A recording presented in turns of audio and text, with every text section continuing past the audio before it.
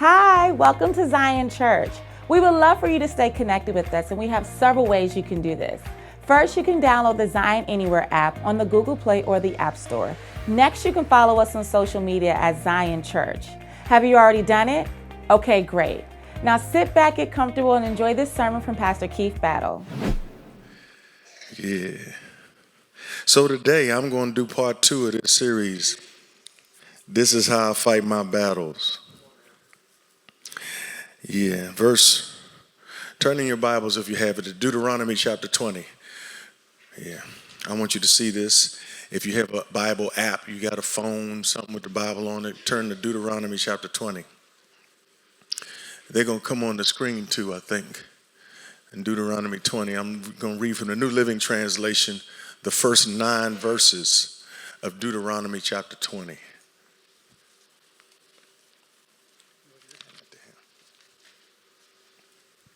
Deuteronomy chapter 20. Y'all all right?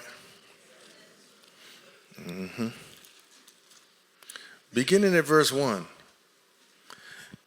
it says, when you go out to fight your enemies and you face horses and chariots and an army greater than your own, do not be afraid. The Lord your God, who brought you out of the land of Egypt, is with you. When you prepare for battle, the priest must come forward to speak to the troops. He will say to them, listen to me, all you men of Israel, and do not be afraid as you go out to fight your enemies today. Do not lose heart or panic or tremble before them. For the Lord your God is going with you, and he will fight for you against your enemies, and he will give you victory. Then the officers of the army must address the troops and say, has anyone here just built a new house, but yet not yet dedicated it? If so, you may go home. You might be killed in the battle, and someone else would dedicate your house. In verse 6, has anyone here just planted a vineyard but not eaten any of its fruit? If so, you may go home. You might die in battle and someone else would eat the first fruit. In verse 7, has anyone here just become engaged to a woman but not yet married her? Well, you may go home and get married. You might die in the battle and someone else would marry her. Then the officers will also say, is anyone here afraid or worried? If you are, you may go home before you frighten anyone else. And when the officers have finished speaking to their troops, they will appoint the unit commanders. I want to use the subject today, a fight plan. A fight plan. I'm going to give you some things to throw up against that thing you're fighting. I'm not saying that the way you're fighting it is bad. I just want to give you something else to fight with, some tools to fight with out of this passage. Some of them may be supplementary to what you're already doing. The points are not going to come on the screen. I want you to write down what is important to you. Now, what jumped out at me in this passage is the very first word in the passage. The first word in verse 1 is called an adverb of time. The first word in the passage, no matter what translation you're reading, is the word when. When you go out to fight your enemies. Somebody say when. When is an adverb of time. And whenever God would speak to Israel about war and conflict and battles, he never spoke to them as if it was something that might happen.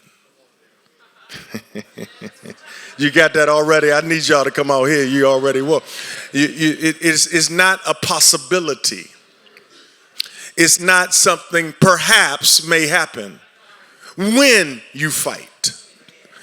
When God talked to Israel about conflict and war, he talked to them as if it was normal. You're going to fight. And it's very important that we understand that when you talk about the word when, which is an adverb of time, when has to do with the past, like back in the day when we were young, that's an adverb of time. And it's also used in the future as an inevitable occurrence. Like my mother used to call from 1340 8th Street in D.C. at the Calvin A. Beauty Salon when I had been misbehaving and the school had to call. She would call home to the house and I would answer the phone and she'd say, I'm going to beat you when I get home. That's an inevitable occurrence. There's something about the word when that troubles me even to this day. It's going to happen. And I'm telling you something we've all got to get our arms around very quickly. We all better get our arms around the fact that in this life, you're going to have to fight. That warfare is going to be a part of your life. It ain't if you're going to fight something. It ain't just in case you get into a fight, when you fight. And it's very important to understand that because a lot of people who are fighting something think you're alone. The devil is lying to you. You're not alone. All you got to do is elbow the person to your left and your right, and they can say, I'm fighting something too. Everybody's fighting something. You may not be fighting the same thing, but every one of us is fighting something. And the fact that you're in a fight doesn't mean you're a bad person. It's part of the plan of God. He causes all things to work together for his good, and he chooses our battle. We don't even pick the battle. He picks the battle. You're not weird, you're normal. You're not strange, you're human. And a part of this life, you're going to have to fight. Look at somebody say, you're going to have to fight. Amen. Yeah. Get your little self together because you're going to have to fight in this life. You don't have to like it, but you're going to be in a fight. I don't care how big your Bible is or how long your testimony is. It's about to get longer. In this world, you shall have tribulation, but be of good cheer. I have overcome the world. Many are the afflictions of the righteous, but the Lord delivers them out of every one of them. The just shall live by his faith, but God is going to work things together for his good. You got to go through things in this life and you will be in a fight. Just hunt somebody that ain't got it yet and say, you're going to have to fight. It's coming. When you go up against your enemies. Keep verse 1 up. I'm going to spend some time in that verse. When you go up against your enemies. God is talking to Israel. God is talking to Israel about their enemies. And in verse 17, we discover who their enemies are. In verse 17, down in Deuteronomy 20, they got enemies and all their names sound alike, like the Hivites and the Hittites and the Jebusites and the Perizzites and the Ammonites and all them people and the Canaanites. Their enemies all sounded alike. But it's very important to know who you're fighting and to know what you're fighting. Here's a principle. You got to study your enemy. You got to study what you're fighting. You got to know what you're up against. Because, see, sometimes we begin to fight the wrong thing because we're so wearied by the fight. In fact, in verse 19, he tells them in verse 19, he says that don't go down there and start chopping down trees. Don't be throwing up, because as the war, watch this, when you are attacking a town and the war drags on, somebody say it's dragged on. That means you've been fighting a long time. That's called fighting fatigue.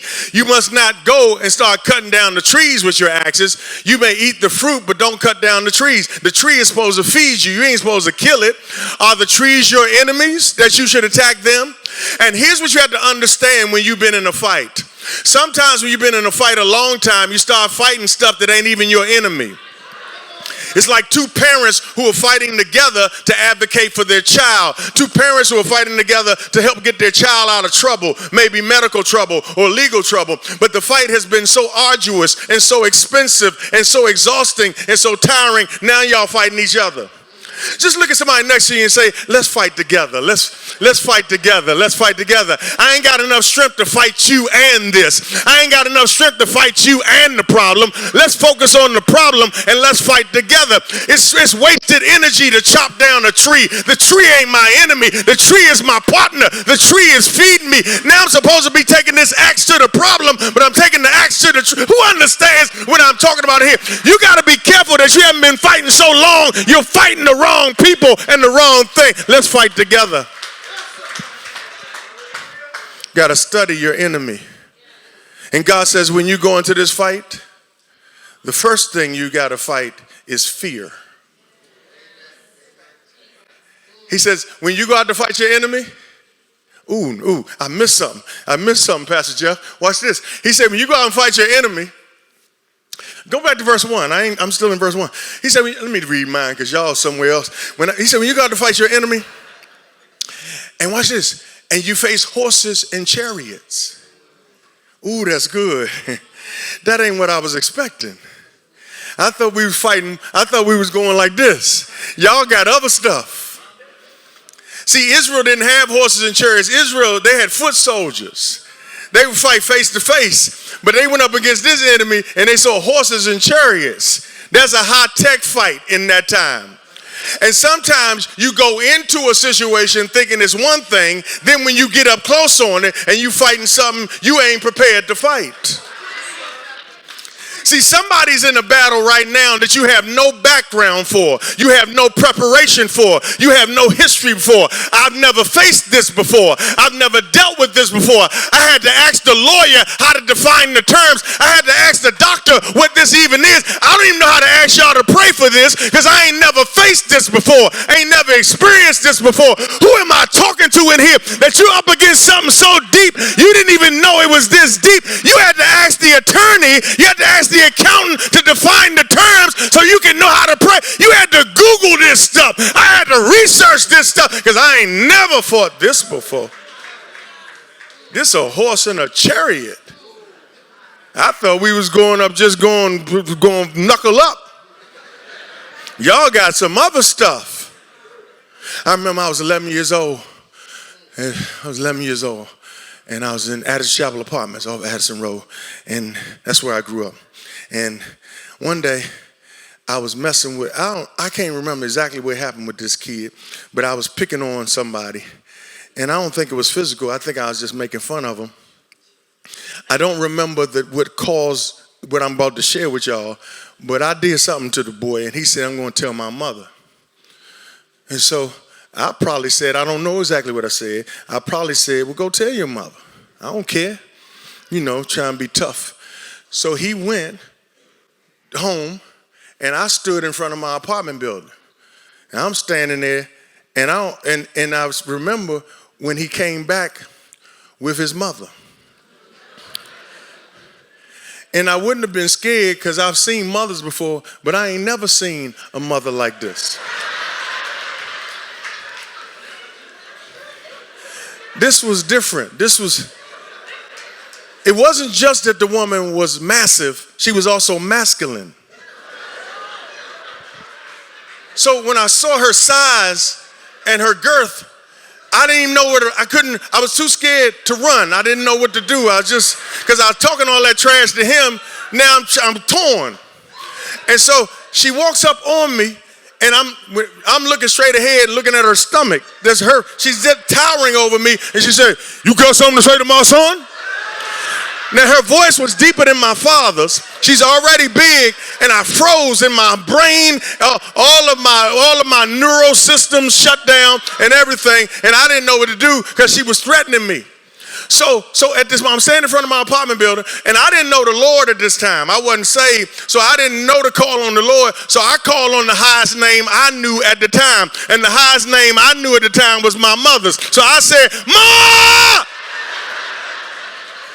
I called my mother's name 3 times. My mother looked out the window from the kitchen. I remember she looked out the window and said, "What's going on?" Then left the kitchen window, ran down. We lived on the 3rd floor. She ran down 3 flights of stairs. I think she slid down the rail. Because I don't know what it is about women. I've never been a mother. I don't know what it is about y'all, but you can tell what we mean when we say your name. You know what? You know when it's a game, and you know when it's serious. Now, I don't know what my mother saw when she looked out the window, but when she came out the door of the apartment building, she was ready to fight. But then things changed, because my mother then saw what I saw. So my mother said, "What's going on out here?" And this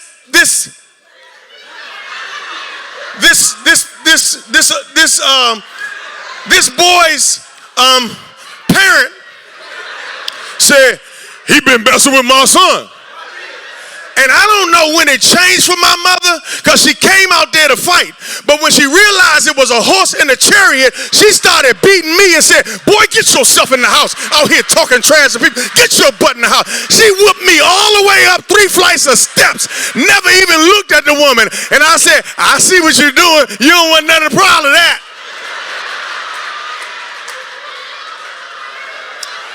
What I'm saying is, sometimes we think it's one thing and we get into it and it's a whole different thing. And God says, don't be scared, because I'm here. Woo. Don't be scared, because it's big, but I'm bigger. Don't be scared, because it's great, but I'm greater. Don't be scared, because you ain't never faced it before, but I set you up for this, and I know with me you gonna make it. I don't know who I'm preaching to, but somebody just got a word right there. Give God a praise that he's bigger than whatever you're facing. He's got you.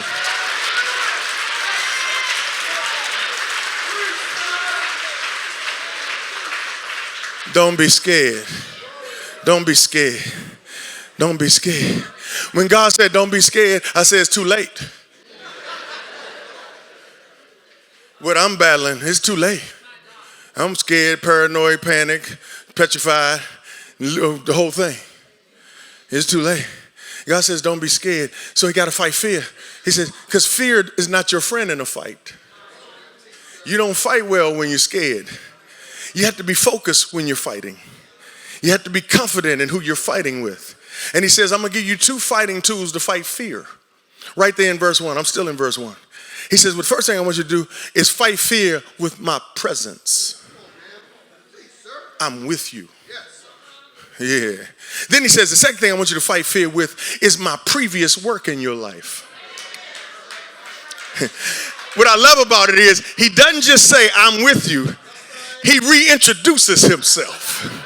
It says, I'm the God who brought you out. Oh, y'all ain't ready. I ain't just anybody that's with you. I got history with you. I've done it. See, the problem with us is, it's not has God been faithful over our lives. He's been faithful time after time after time after time. The problem with us is we have spiritual amnesia. And we forgot, we remember the pain, but we forgot that if it wasn't for the Lord, we wouldn't have made it through what we made it through. So God says, first of all, fight it with the promise of my presence. See, whenever God says, fear not in the Bible, don't be afraid, he always follows it with, for I am with thee. Fear not, I am with you. Don't be afraid, I am here. Don't be scared, I'm with you. And the reason why he says that is he doesn't even say, I don't know what that is. He doesn't even say, he doesn't even say what he's going to do yet. He just says, you just need to have confidence. I'm here. I don't know if you've ever been in something and you felt alone in it, or you had people around you, either way. But then that one person showed up that changed your confidence. When they walked in the door, you say, this is what I'm talking about right here. I feel confident. That's what God does for us. And what you have to do is you have to practice the presence of God in your fight. You have to keep saying to yourself, he's with me. The Lord is with me. The Lord is with me. God is with me. You have to keep saying to yourself, God is with me. Somebody say, God is with me. Yeah, God is with me. God is with me. God is with me. God, you're with me. God, you're with me. Y'all missed that. Y'all missed that. God is with me. God is with me. God, you're with me. Y'all missed it. You still missed that shift. See, the first thing I said was a testimony. God is with me. The second thing I said was a conversation. God, you're with me. I moved from talking about where he is to talking to him and thanking him for where he is. Thank you, God, that you're with me. You got to keep telling God, I thank you that you're with me. I'm not alone. You said you never leave me nor forsake me. I'm holding on to that right now, that you never leave me. You say, Pastor, how can I know he's with me? The fact that I've been in this long, how can I know that he's with me? How can you say that he's with me? Because if he really loved me, he wouldn't let me go through this for one day. Why would he let me go through this for this long? Here's how I know he's with me. He's with you. He's with you because you're still here. That's one sign that he's with you. He's with you because you're still here. We only appreciate deliverance. What we don't appreciate is sustaining. That's what we don't appreciate. We appreciate a God that gets us out of stuff. What we don't appreciate is a God who carries us through stuff. But I'm here to tell you that there's some survivors in this room right now who really owe God a praise. Okay, let me check the room. Are there any survivors in here? I don't even mean you're out of it yet. Is there any survivor in here who can testify that because of the Lord's presence, I'm still, in fact, high five somebody and say, I survived it. I survived it. Touch another person, say, I survived it. I survived it. I made it. I made it. I made it. I survived it. I can't even tell you what it is, but just trust me, I wouldn't be in this seat right now if the Lord hadn't brought me through it. And the fact that I'm here right now is a testimony that I survived it. God said, don't forget what I brought you through. See, Israel had to remember, because he said to Israel, listen, y'all remember when y'all was suffering and going through hell? Y'all, listen, I brought y'all out. I brought y'all out of Egypt without an army. There wasn't no army that came out of Egypt. Those were slaves with slaves' mentalities who were in bondage. And I brought y'all out without an army. If I brought y'all out of that without an army, you don't think I could use the little army you got? I brought you out when they were beating y'all and asking for more brick with less straw. Remember when there was, remember when I made a way out of no way. Remember when you couldn't go any further and I had to open up a way, y'all don't read the Bible, out of no way. That was me. Remember when there was no way you could get out of that and I brought you out? That was me. Okay, let me bring it up to y'all. Somebody here knows what it's like to have been so sick that somebody had to take care of you. Somebody had to feed you. Somebody had to bathe you. And look at you today, bathing yourself and dressing yourself and feeding yourself. God told me to tell you that was me. That was me that did that. Somebody here knows what it's like to have had a legal battle and you was facing jail time. And I ain't just talking about jail, you was going to prison. But God stepped in and gave you favor with the lawyers and favor with the judge, and you got probation and time served, and he told me to tell you that was me. Somebody here knows what it's like to be so depressed that you wanted to take your own life, and you even tried to take your own life. But look at you up in here today with a mind to live and keep on going. God told me to tell you that was me. I don't know who I'm preaching to. Somebody here been in a car accident and the car got totaled. The car didn't make it out and you made it out. He told me to tell you that was me. Somebody give God a praise. If he did that for you, let him know you're grateful.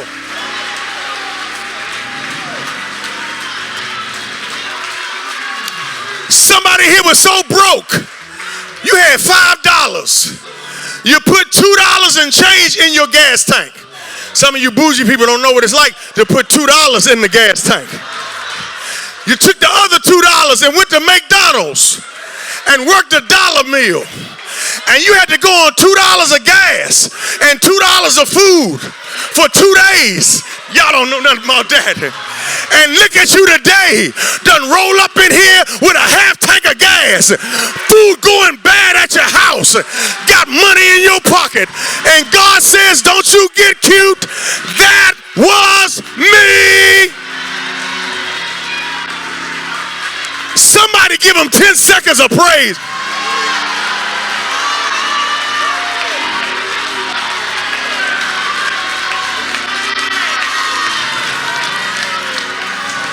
You've been good. You've been good. You brought me through. Sit down, sit down, sit down, sit down.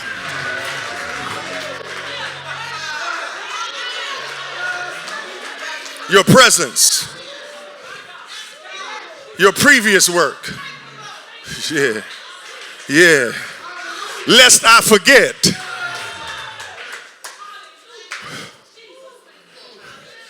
Let me get out of verse 1. He says, I got something else for you. It's a fight plan.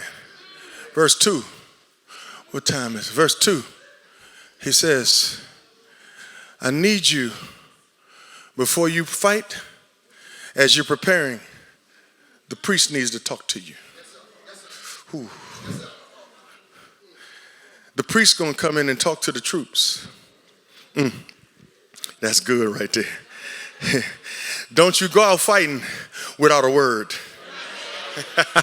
Tell somebody, I need a word for this fight. He says, I'm not sending the prophets.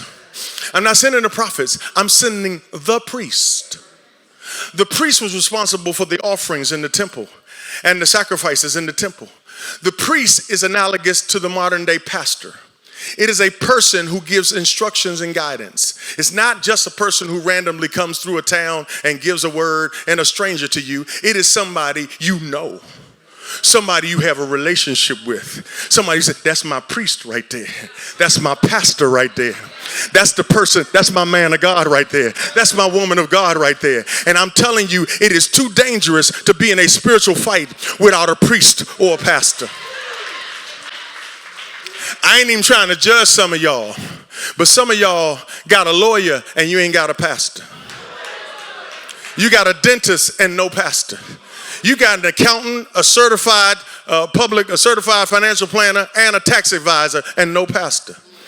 You got a fashion coordinator and a life coach and no pastor. You got a chef and a personal trainer and no pastor. And all that stuff might be cute until it's fighting time. And when you're in a spiritual battle and you don't have a spiritual authority over your life, you are already vulnerable. He says, I need the priest to speak to me. I need a word for this fight. Whew, I thank God I got a pastor. I thank God I got a pastor. The priest is never named in the text. We don't know what his name is. They don't say it's Levi. They don't say it's Aaron. They just say it's the priest. I like that because it don't matter what his name is. It don't matter how popular he is. I don't need a priest with a household name. I don't need a pastor with 1 million followers on Instagram. I need somebody that's effective. I don't care if you're popular. I need to know, have you heard from God? See, some of y'all are trying to fight without a word. But this might be, I'm not saying don't do your research. I'm not saying don't talk to the best doctors, and don't talk to the best lawyers, and don't talk to the best technicians, and don't talk to the best engineers, and I'm not saying don't talk to the best contractors and all that. But in all of your doing, make sure you have a word from your man or woman of God. You're trying to fight without spiritual direction, and you're not aligned to anybody spiritually. You're a spiritual vagabond, so you float around from church to church just looking because you're opposed to organized religion. And that might sound good, but when you're in a fight, you better be lined up to somebody. Elbow somebody next to you and say, you better get yourself a pastor. You better get you a pastor. You better get you a pastor. You better get you a priest. You better have that lined up in your life. In all your circle of professionals, you better have you a pastor in your life, because you're going to get in something that's spiritual that you don't have the equipment to deal with. In fact, let me tell you what I'm going to do today. This is what I'm going to do today. We probably give invitations to join this church maybe 2 times a year. I don't even know if we do it that much. You know, we just don't do it. I don't know how the church grows because we don't even do it. You know, people ask us how to join the church. But I'm going to do something for you today. I'm going to bless you today. I'm going to leave you without excuse today. I'm going to give you an opportunity to join this church today. Now, you got to take the new members class and all that, but I'm going to give you an opportunity today to join this church. In light of that passage, in light of this text, I'm going to give you an opportunity at the end of this service. I ain't close to finish. At the end of this service, I'm going to give you an opportunity to join this church because you need a pastor. If you've been floating around and you're disconnected and you know you're not covered, I'm going to give you a chance to seal the deal at the end of this service so you can say, I also have an official pastor. Because some of y'all have been coming to this church. This is what you consider home, but you ain't official. Praise the Lord. Amen. Now let me tell you how important the priest word is, and I'm almost done. In verse 3, God says, this is what the priest is going to say to you. He's going to say to you, when you go to verse 3, he will say to them, listen to me, all you men of Israel. Do not be afraid as you go out to fight your enemies today. Do not lose heart or panic or tremble before them. Verse 4. For the Lord your God is going with you. And let me stop right there. I don't want you to miss this. What the priest said to the troops is what God had already said to them. When you go back to verse 1, the priest is echoing what God has already said. God already told him, when you go up against this enemy, don't be scared, because I'm with you. Didn't he say that? So the priest comes along. I don't even know if he was in that conversation. But the priest comes along in verse 3 and says basically the same thing. Verse 3. Okay, let me go here. In verse 3, he says, he will say to you, listen, all men of Israel, do not be afraid as you go out to fight your enemies today. Do not lose heart or panic or tremble before them, for the Lord your God is going with you. That's the same thing God says. What are you saying, Pastor? What I'm trying to say to you is, this is how you know you got the right pastor. The right pastor will always confirm what God already said to you.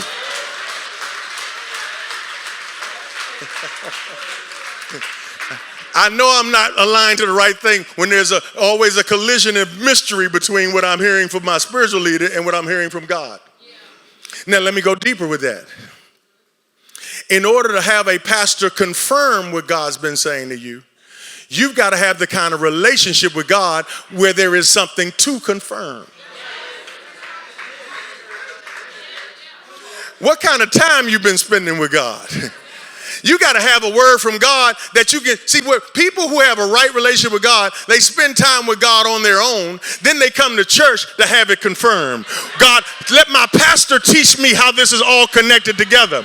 Because you may not like it or not, but whether you think I'm qualified or not, I am the priest of this church. I am the pastor of this congregation. And I can tell you, whether you like me or not, I got a word for the troops this weekend.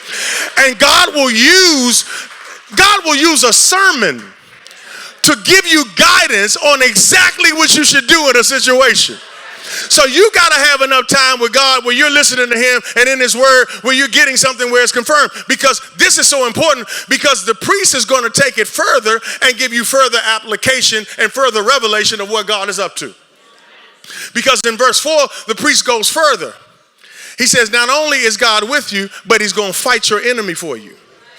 And God's going to give you the victory. But I can't believe a word from the priest that I haven't heard from God unless I believe that he's aligned up with God when I have heard from God. In other words, I know you're aligned with God because you've confirmed what God showed me, so I can trust the rest of the message from the priest, because God will give the rest of the message to his messengers. So here's the rest of the message. God's going to fight for you. Ooh, I wish I had time. God's going to fight for you. He's going to fight for you in this. He's going to fight the enemy for you, and he's going to give you the victory. Okay, let me do it like this. I'm going to shorten it. How do you know God's fighting for you?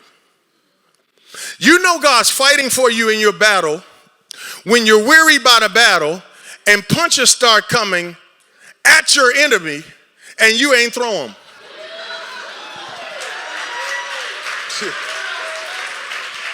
Let me look in this camera. Which camera I'm doing? Somebody listening to me, there's a fight you're in, and people are fighting this thing with you, and you didn't, watch this, you were asleep while they were fighting. They were doing research for you. They were sending resources to you. They were standing. God will lay it on somebody's heart to give you everything you need to make it in the battle. That's the Lord fighting for you.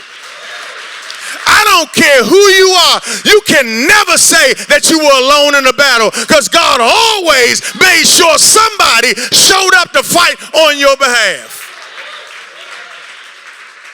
God is fighting for us. Fighting for us. Then he said this. He says, and he will give you the victory. Okay, I'm going to illustrate it like this. I've never told this story before. I've held on to this since 1995. I don't even know if I'm supposed to tell it, but it's so good I got to. I'm going to just deal with the consequences. In 1995, I was in Chicago. I was preaching at a church in Chicago. I'm not going to tell you the name of the church. At least I keep that out of it. I'm at a church in Chicago and I'm preaching, and the pastor takes me out to dinner with his family. We go out to dinner, and one of his daughters was married to, I don't know what it was called then. It's called WWE now. I think it was called WWF then. But he was a professional Worldwide Wrestling Federation wrestler. a big dude. And he's out there. Now, I'm just going to tell you the truth because I ain't trying to offend nobody. But I think all that stuff is fake. And I know some people in here swear by it, and you go to the meets and you travel with the groups and all that. But I think the stuff is fake. So, but he was so big, I wasn't going to tell him I think it's fake. So I started asking him like angular questions to try to get to the fakeness of it. So I asked him this. He was sitting right next to me at the table. I said, let me ask you a question. I said, do people really get hurt doing that? And he said, yes. He said, there are real injuries that happen. He says, but they're usually not intentional. He says, people get hurt when stuff goes wrong. I said, ooh, that sound. I said, to myself. I ain't saying nothing to him. I'm trying to act like, really? I said, what do you mean? He says, when a move goes wrong, somebody gets hurt because they did the move wrong. But nobody's intended to have any serious injuries. I said, wow. So I said, that sounds fake to me. So I said, well, let me ask you a question. I said, well, does the injury, can it ever impact the outcome? And he said without hesitation, never. He says the outcome is never impacted by injury. He said because the outcome has already been established before the match.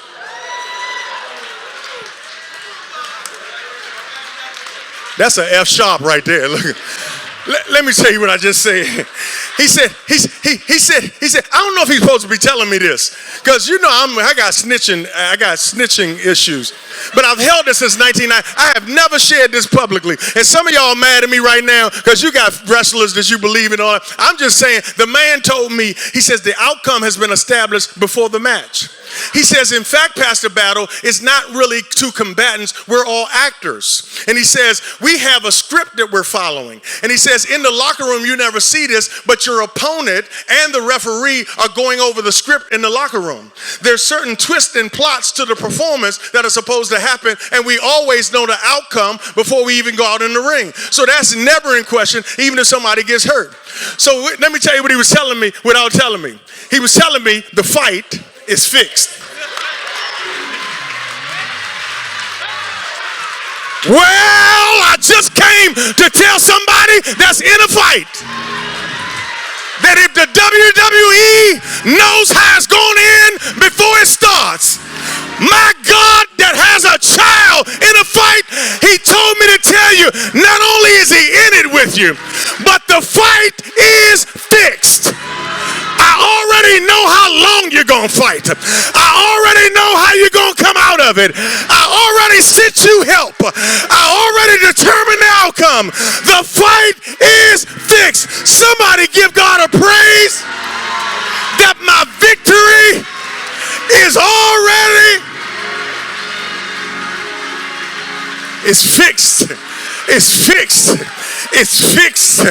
We are more than conquerors through him that loved us. And I am persuaded that neither death nor life, angels or principalities, nor things present nor things to come, height nor depth nor any other creature shall be able to separate us from the love of God in Christ Jesus. We are conquerors.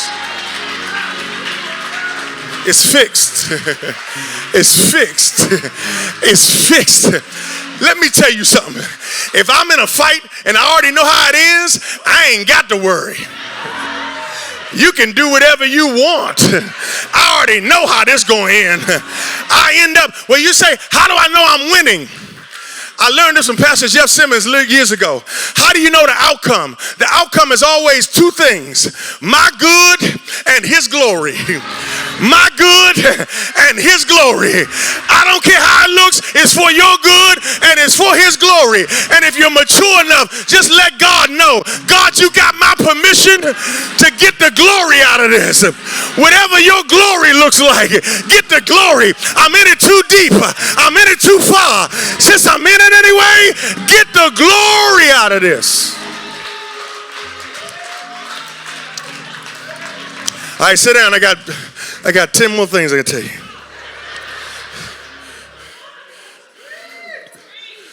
Verse 5.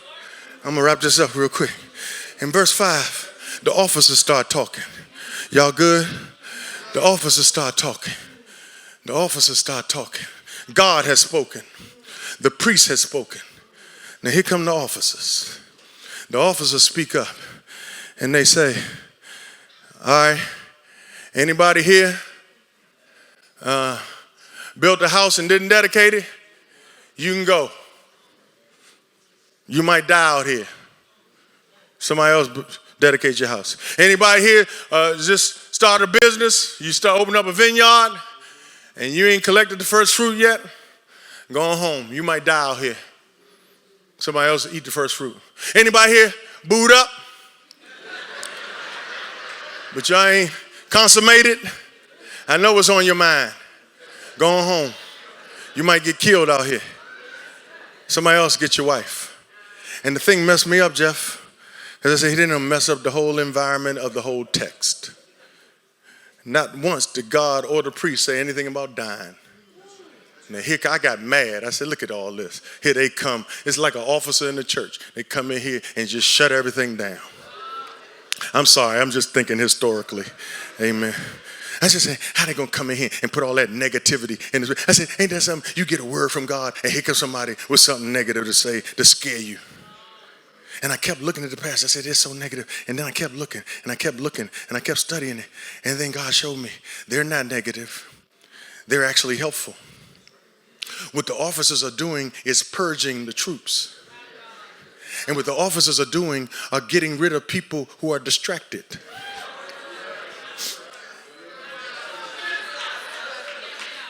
And in verse 8, he's getting rid of people who are disturbed.